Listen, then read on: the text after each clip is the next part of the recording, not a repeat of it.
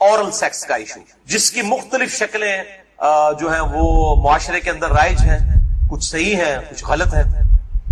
اس میں بنیادی اصول آپ سمجھ لیجئے، اور وہ ہے سورۃ البقرہ کی آیت نمبر 187. اعوذ باللہ من الشیطان الرجیم، بسم اللہ الرحمن الرحیم. احل لکم لیلۃ الصیام الرفث الی نسائکم، حلال کر دیا ہے اللہ نے رمضان کی راتوں میں بھی تمہارا اپنی بیویوں کے ساتھ ازدواجی تعلق قائم کرنا. ہن لباس لکم، تمہاری بیویاں تمہارا لباس ہے، وانتم لباس لہن، اور تم اپنی بیویوں کا لباس. اب یہ لباس میں نے جو پہنا ہوا ہے، اس لباس اور میرے جسم کا کوئی پردہ نہیں ہے. میاں بیوی کا آپس میں کوئی پردہ نہیں ہے، کیونکہ ایک دوسرے کا لباس ہے، ایک دوسرے کی عفت اور عصمت کی حفاظت کا ذریعہ بھی ہے، ایک وہ معنی بھی ہے، اور دوسرا اس حوالے سے پریکٹیکلی بھی وہ لباس ہے کہ میاں بیوی کا آپس میں کسی بھی چیز کا کوئی پردہ نہیں ہے. کسی حدیث کے اندر کوئی اس طرح کی چیز رپورٹ نہیں ہوئی. اس حوالے سے ایک مردود اور منقطع روایت پیش کی جاتی ہے، اور اس تابعی کا سما جو ہے وہ سیدہ عائشہ رضی اللہ تعالیٰ عنہا سے ثابت ہی نہیں ہے. سنن ابن ماجہ میں حدیث ہے 1922، مشکات میں 3123 ہے، لیکن مردود روایت ہے، منقطع ہے، کہ اما عائشہ رضی اللہ تعالیٰ عنہا کا بیان ہے کہ میں نے نبی صلی اللہ علیہ وسلم کی شرمگاہ کبھی نہیں دیکھی.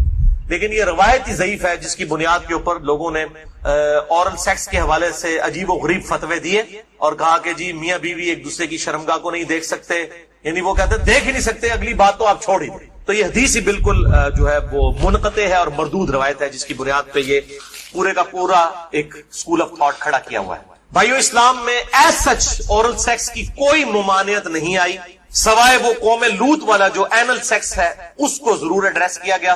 اس حوالے سے جتنی بھی باتیں کی جاتی ہیں وہ علماء کے فتوے ہیں، اور ظاہر ہے کہ جب فتویٰ ہوگا تو وہ ایکسپرٹ اوپینین ہے، وہ اجتہادی ایشو ہے، اس میں کوئی شخص بھی دلائل کے ساتھ کسی کے ساتھ اختلاف کر سکتا ہے، اور اس کو آپ کتاب و سنت کی نص کی طرح بالکل فائنل اتھارٹی نہیں مان سکتے. اس کے لیے دلائل دینے کی ضرورت ہوگی، زبانی کلامی نہیں کہ میرا دل نہیں مانتا، یہ چیزیں اس طریقے سے نہیں. بہرحال اورل سیکس کے حوالے سے میڈیکل ایشو ضرور ریزالو کرنا چاہیے، کیونکہ اس قرآن حکیم نے ہمیں دو ہی علوم بتائے ہیں، ایک ریویلڈ نالج جو وحی کا علم ہے، اور دوسرا acquired knowledge, the knowledge obtained through observations and experiments، science کا علم. ان دو میں سے اگر ایک علم بھی یہ چیز ویریفائی کر دے کہ اس طرح کا ایکٹ جو ہے صحت کے لیے نقصان دہ ہے، تو پھر اس کی اسلام میں اجازت نہیں ہوگی. مثال کے طور پر یہ جو یورینیم ہے، اگر آپ اس کو نیکڈ ہاتھ لگائیں گے تو سکن کینسر اس کی وجہ سے ہو سکتا ہے. یہ قرآن و حدیث میں نہیں موجود، لیکن سائنٹیفکلی پروف ہے. تو یہ اس کو پھر اس طریقے سے پریکٹس کیا جائے گا اور بچا جائے گا. اس حوالے سے میں نے گفتگو بھی کر دی ہے، مسئلہ نمبر 39، علم وحی اور علم سائنس کی اہمیت اور ان کا دائرہ کار، اہل سنت پاک.com پہ. بہرحال میں نے اشارتاً اب گفتگو کر دی ہے، عقل مند کے لیے اشارہ کافی ہے، اس میں مزید ڈیٹیل میں جانے کی ضرورت نہیں ہے. البتہ آخر میں سیکس کے اعتبار سے دو بڑے کریٹیکل ایشوز ہیں، ان کو ایڈریس کر دوں. بڑے دو اہم مسائل ہیں تاکہ کوئی تشنگی باقی نہ رہے. پھر بھی اگر کسی کی کوئی تشنگی باقی رہے، لیکچر کے اینڈ پہ پوچھ سکتے ہیں یا بعد میں بھی مجھے ای میل کر سکتے ہیں mirza_95@yahoo.com. اور ای میل کے حوالے سے میں آج کل بڑی آزمائش سے گزر رہا ہوں.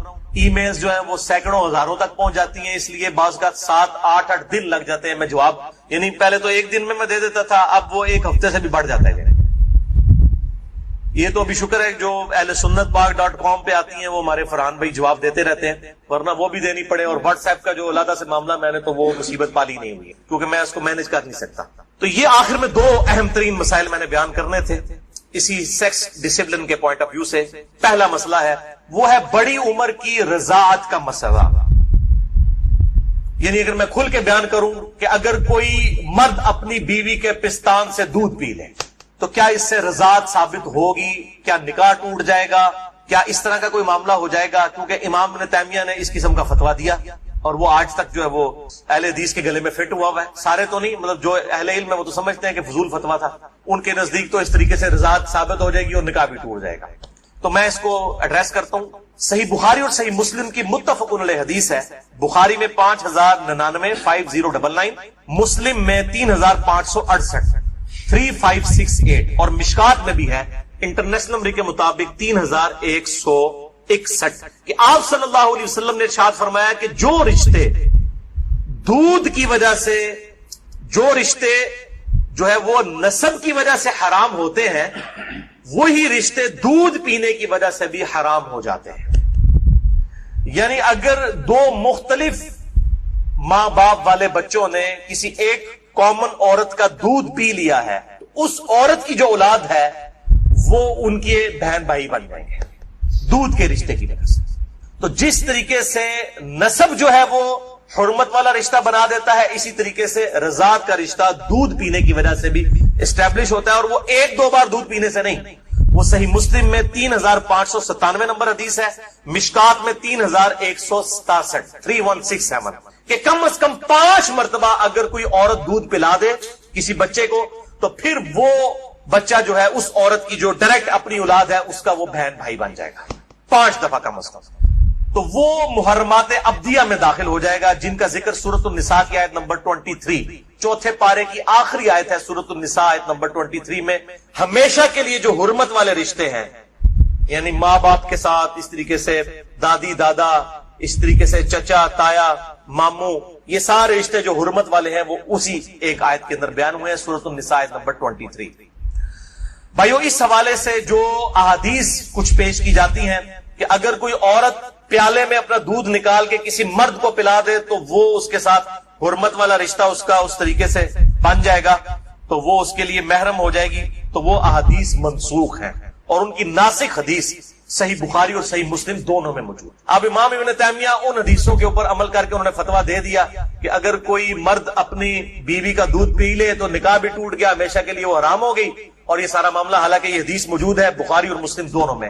صحیح بخاری میں انٹرنیشنل نمبر کے مطابق 5102، صحیح مسلم میں 3606 اور مشکات میں 3168 3168 کہ نبی صلی اللہ علیہ وسلم نے ارشاد فرمایا الرضاعۃ من المجاعہ، کہ جو رضاعت کا رشتہ ہے یہ بھوک کی عمر تک ہے۔ جب بچہ بھوک کی عمر میں دودھ مانگتا ہے، یعنی زبان سے نہیں وہ مانگ سکتا، بھوک کی عمر تک رضاعت کا رشتہ رہتا ہے، اور وہ قرآن حکیم میں 2 سال بتائی گئی ہے دودھ چھڑانے کی عمر۔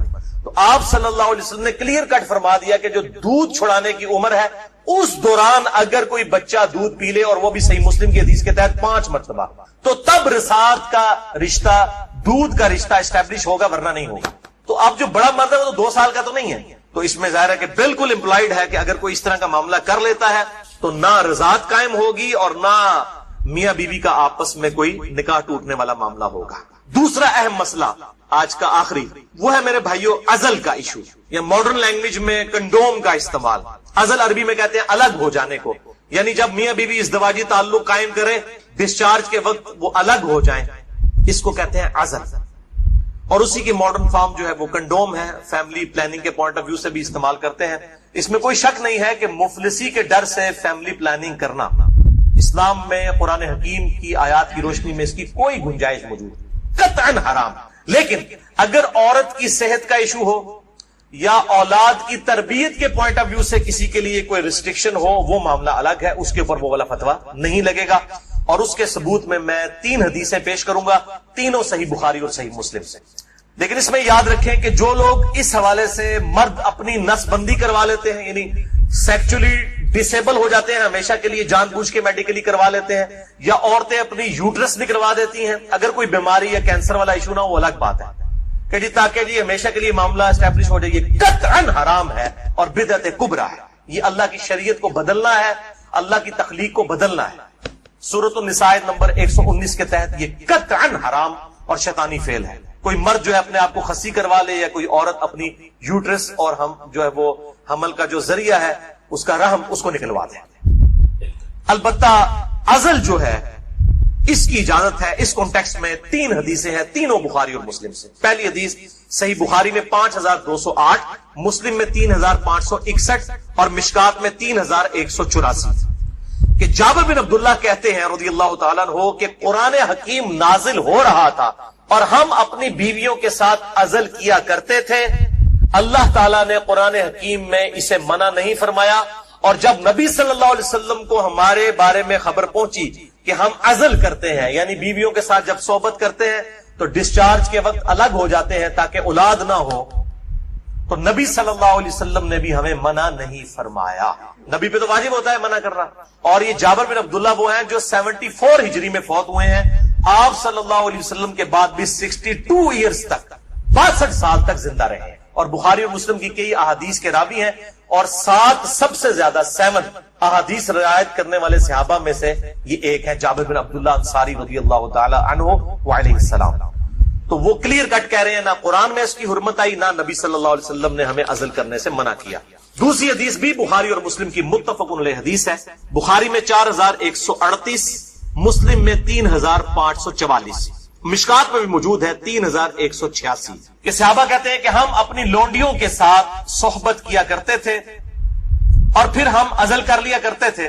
تو ہم نے نبی صلی اللہ علیہ وسلم سے عرض کیا کہ ہم اس طریقے سے عزل کرتے ہیں, الگ ہو جاتے ہیں, ہم نہیں چاہتے کہ ہماری لونڈیوں سے اولاد ہو. تو آپ صلی اللہ علیہ وسلم نے فرمایا کہ کیا حرج ہے کہ اگر تم اپنی بیویوں کے ساتھ عزل نہ کرو, کیونکہ جس جان نے دنیا میں آنا ہے قیامت تک کے لیے وہ تو آ کر رہے گی. لیکن آپ نے منع نہیں فرمایا, آپ نے فرمایا جتنے مرضی ہیلے بازی کر لو, جتنے معاملات مرضی کر لو, جس جان نے دنیا میں آنا ہے اس نے آنا ہے. اور وہی اگلی حدیث ہے تیسری صحیح مسلم میں 3556, مشکات میں 3885. ایک صحابی نے عرض کیا کہ ہمیں یہ چیز ناپسند ہے کہ ہماری لونڈیوں سے اولاد. تو آپ صلی اللہ علیہ وسلم نے فرمایا کہ پھر تم اپنی لونڈیوں کے ساتھ عزل کر لیا کرو. اس حدیث میں ہے کہ آپ نے خود کہہ دیا کہ کر لیا کرو اگر تم چاہو. پھر آپ نے ساتھ ہی فرمایا لیکن جو جان مقدر ہے دنیا میں آنا وہ آ کر رہے. یہی ہوتا ہے, وہ جناب وقفے کرتے رہتے ہیں, اکٹھے ہی 3 بچے ہو جاتے ہیں, پھر سارے کے ساتھ وہ کہتے ہیں پتہ ہی نہیں چلا. پتہ تو نہیں چلے گا, ظاہر ہے یہ معاملات تو اللہ کے ہیں. اور آپ کو بتاؤں یہ جو اولاد والا معاملہ ہے یہ خالصتاً اللہ تعالیٰ نے اپنے پاس رکھا ہے. کئی پیغمبر ہیں جو بے اولاد ہیں, اور سورہ شورا کے آخری رکوع میں آیا اللہ تعالیٰ جسے چاہتا ہے بیٹے دیتا ہے, جسے چاہتا ہے بیٹیاں دیتا ہے, جسے چاہتا ہے دونوں دیتا ہے, جسے چاہتا ہے بے اولاد رکھتا ہے. نبی صلی اللہ علیہ وسلم کی ساری بیویاں بے اولاد ہیں سوائے حضرت خدیجہ کے, یا ایک سیدہ ماریہ ہے, ان سے ایک بیٹے ابراہیم پیدا ہوئے, وہ بھی فوت ہو گئے. آپ کی ساری اولاد حضرت خدیجہ سے ہے, باقی آپ کی بیویاں جتنی ہیں وہ بھی بے اولاد ہیں. کیا ان کو اولاد کی تمنا نہیں ہوگی؟ سیدہ عائشہ کو, سیدہ حفصہ کو ہوگی, لیکن یہ ایکسکلوسیو اللہ تعالیٰ کا ڈیسیژن. تو آپ صلی اللہ علیہ وسلم نے فرمایا کہ جو جان مقدر ہے وہ آ کر رہے گی. پھر کچھ عرصے کے بعد وہ صحابی حاضر ہوئے اور کہا یا رسول اللہ میری لونڈی جو ہے وہ تو امید سے ہے, حاملہ ہو گئی ہے.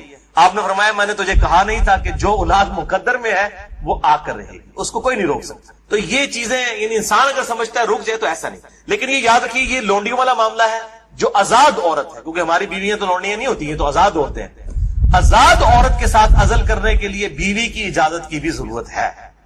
مرد اپنی مرضی سے یہ ڈیسیژن نہیں کر سکتا. یہ ساری احادیث لونڈیوں سے ریلیٹڈ ہے. آزاد عورت اور بیویوں کے معاملے میں میاں بیوی دونوں کا راضی ہونا ضروری ہے. لہذا اس حوالے سے صحیح مسلم سے ایک حدیث جو پیش کی جاتی ہے اور کچھ اور روایتیں کہ عزل کرنا گویا کہ زندہ بچے کو گاڑ دینا ہے یا اولاد کا قتل ہے, وہ تمام احادیث کراہت کے اوپر مبنی ہے یا پھر وہ منسوخ تصور کی جائیں گی ان احادیث کی روشنی میں. اور الحمدللہ اسی پہ امت کا اجماع ہے. عزل کے جواز کے سب لوگ قائل ہیں, جس کی ماڈرن فارم جو ہے وہ کنڈوم کا استعمال ہے.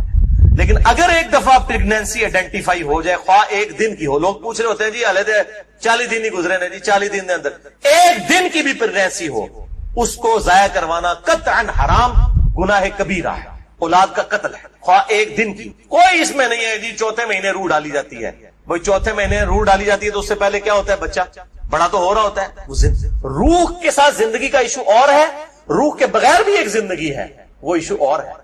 وہ بھی تو بچہ جو ہے ایک ایمبریو سے ایک جو ہے وہ جنین سے معاملات بڑھتے آگے جاتے ہیں, تو وہ بھی ایک زندگی ہے. روح کے ساتھ ایک اور زندگی ہے, روح کے بغیر بھی زندگی اس کے اندر موجود ہے. اسی لیے اگر مردہ بچہ بھی پیدا ہو تو راجع قول جامعہ ترمذی اور ابو داؤد کی حدیث کے تحت یہی ہے کہ اس کا جنازہ بھی پڑھایا جائے گا. اور لوگ کہتے ہیں جی زندہ پیدا ہوگا تو پھر پڑھایا جائے گا. مردہ بھی پیدا ہو ماں کے پیٹ میں تو وہ زندہ ہی تھا نا, ایگزسٹ تو کرتا تھا. تو افضل قول یہی ہے کہ اس کا جنازہ پڑھا جائے گا. تو یہ میرے بھائیوں کچھ اس حوالے سے چیزیں تھی جو میں نے بیان کر دی. البتہ اگر کسی عورت کی زندگی موت کی کشمکش بن جائے, اس صورت میں اگر وہ پریگنینسی کا بھی ضائع کروا دیتی ہے پھر اس پہ شرعی گرفت نہیں, لیکن زندگی موت کی کشمکش اس سے کم پہ نہیں. صحت کا معاملہ نہیں, بیوی کمزور ہے, یہ معاملہ نہیں, واقعی زندگی موت کی کشمکش بن جائے تو پھر وہ اسی طریقے سے جو سورۃ النحل کے اندر آیا کہ اس وقت تو اگر کوئی کلمہ کفر بھی کہہ دے اور دل میں ایمان ہو تو اللہ تعالیٰ گرفت نہیں فرمائے گا. اور اس حوالے سے ہمارے پڑوسی ملک انڈیا کے اندر آج سے کئی سال پہلے، تقریباً 15 سال پہلے کی رپورٹ ہے کہ روزانہ 3000 بچیاں ماں کے پیٹ کے اندر ہی پریگنینسی ان کی ضائع کر دی جاتی ہے جب یہ پتا چلتا ہے کہ یہ بچیاں ہیں. یعنی قرآن اگر کہتا ہے نا بچیوں کو دفن کرنا یہ گناہ کبیرہ ہے، تو یہ گناہ آج تک چلتا ہے. بیسک ہیومن انسٹنکٹ تو بدلی نہیں ہے نا. 3000. اسی وجہ سے انڈیا میں مردوں کی تعداد عورتوں سے زیادہ ہے. ویسے اب حیران کن بات آپ کو بتاؤں، اس سال پاکستان کی رپورٹ بھی آئی ہے. پہلے پاکستان میں 52% عورتیں تھیں اور 48% مرد تھے، لیکن اب مردوں کی پرسنٹیج عورتوں سے پاکستان میں بھی بڑھ گئی. اور اس کی مین ریزن یہی ہے، یہ بہت بڑا گناہ ہے اور اللہ تعالیٰ پالنے والا ہے. 1901 کے اندر، یعنی جب 20ویں صدی کا آغاز ہوا، 1 ارب آبادی تھی. پھر اللہ تعالیٰ نے سائنس کی ترقی کرائی، انسان نے بیماریوں کا کنٹرول اس فزیکل فینومینا آف نیچر سے سیکھ لیا. اور اس وقت 1901 میں کہا جاتا تھا کہ 2001 کے اندر اگر دنیا کی آبادی ڈبل ہو گئی نا تو روٹی نہیں کوئی کسی کو ملے گی. اس وقت 1 ارب تھی 100 سال پہلے، یا آج سے 116 سال پہلے. تو 100 سال کے بعد 2 ارب آبادی نہیں ہوئی ہے، 3 ارب بھی نہیں ہوئی، 4 ارب بھی نہیں ہوئی، 5 ارب بھی نہیں، 6 ارب بھی نہیں، 7 ارب آبادی ہو چکی ہے. لیکن زمین نے اپنے خزانے اگل دیے. آپ جدھر جائیں، میں قسم سے منڈی سے گزرتا ہوں، اتنا فروٹ ہے ختم نہیں ہوتا. اس وقت موچی جوتیاں بناتے تھے، آج چائنا نے مشینوں کے اوپر اتنی جوتیاں بنا دی ہیں کہ دنیا میں 6 ارب انسان، اگر ہر انسان 10 جوڑے بھی خرید لینا وہ ختم نہیں ہوتے. تو سائنس نے ترقی کی ہے. جس زمین سے 40 من گندم نکلتی تھی، آج 400 من نکل رہی ہے، 10 گنا زیادہ. امریکہ لاکھوں ٹن گندم ہر سال پیسیفک اوشن میں، بحر الکاہل میں ضائع کر دیتا ہے. ایکسیسو پیدا ہوتی ہے. انٹرنیشنل مارکیٹ میں گندم کی پرائس کو کنٹرول کرنے کے لیے لاکھوں ٹن گندم ضائع کی جاتی ہے. ایکسیسو پیدا ہو رہی ہے. تو اللہ تعالیٰ نے ترقی بھی کروا دی اس اعتبار سے. آپ ٹینشن نہ لیں. آج تو کیسے 1960 سے پہلے تو ایز سچ اس بڑے پیمانے کے اوپر تیل کی نعمت تو نہیں تھی دنیا کے اندر. ان عرب ملکوں میں 1960 کے بعد تیل نکلے. ویسے تو تیل کا پہلا کنواں 1748 میں امریکن جو اسٹیٹ ہے پنسلوینیا، اس میں دریافت ہوا تھا. لیکن مین تیل جو نکلا ہے وہ اسی 20ویں صدی میں کسی نے سوچا بھی نہیں تھا. اور اب تو اس سے بھی بڑی انرجی کا سورس ہے، وہ سولر انرجی ہے.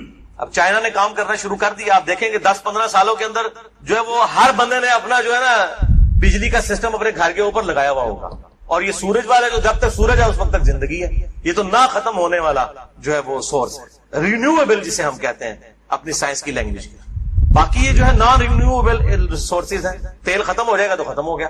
لیکن یہ سولر انرجی، جب تک سورج ہے زمین پہ زندگی ہے، زمین پہ زندگی ہے تو سولر انرجی سے آپ فائدہ اٹھا سکتے ہیں. بعد اللہ تعالیٰ سے دعا ہے جو حق بات میں نے کہی اللہ تعالیٰ ہمارے دلوں میں راسخ فرمائے. اگر جذبات میں میرے منہ سے کوئی غلط بات نکل گئی آج تو اللہ تعالیٰ ہمارے دلوں سے معاف کر دے.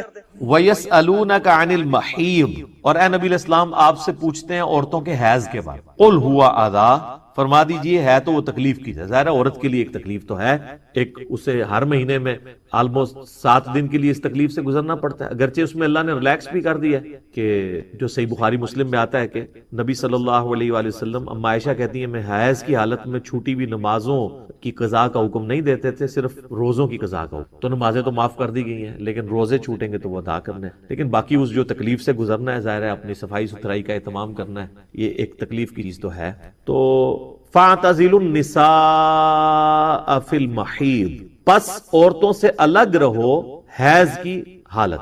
اب یہ الگ رہنے کی جو تشریح ہے نا وہ قرآن کے اندر نہیں، وہ بخاری اور مسلم. ہلکا سا ذکر آ گیا اس میں ساتھ، وَلَا تَقْرَبُوهُنَّ حَتَّى يَطْهُرْنَ، اور ان سے قربت نہ کرو یہاں تک کہ وہ پاک نہ ہو جائے. لیکن اس قربت سے مراد انٹر کورس، باقی قربت الاؤ کی ہے جو بخاری مسلم. میں وہ حدیث اس کے ساتھ ہی آگے بیان کر دیتا ہوں، یہ اگلا بھی اس کا حصہ پڑھ لیتے ہیں. فَإِذَا تَطَهَّرْنَ فَأْتُوهُنَّ مِنْ حَيْثُ أَمَرَكُمُ اللَّهُ، جب وہ پاک ہو جائیں تو پھر تم ان کے ساتھ صحبت کر سکتے ہو وہاں سے جہاں سے اللہ نے تمہیں حکم دی. تو پاکی کے بعد میاں بیوی تعلق قائم کر سکتے ہیں، ازدواجی تعلق، اس سے پہلے نہیں کر سکتے.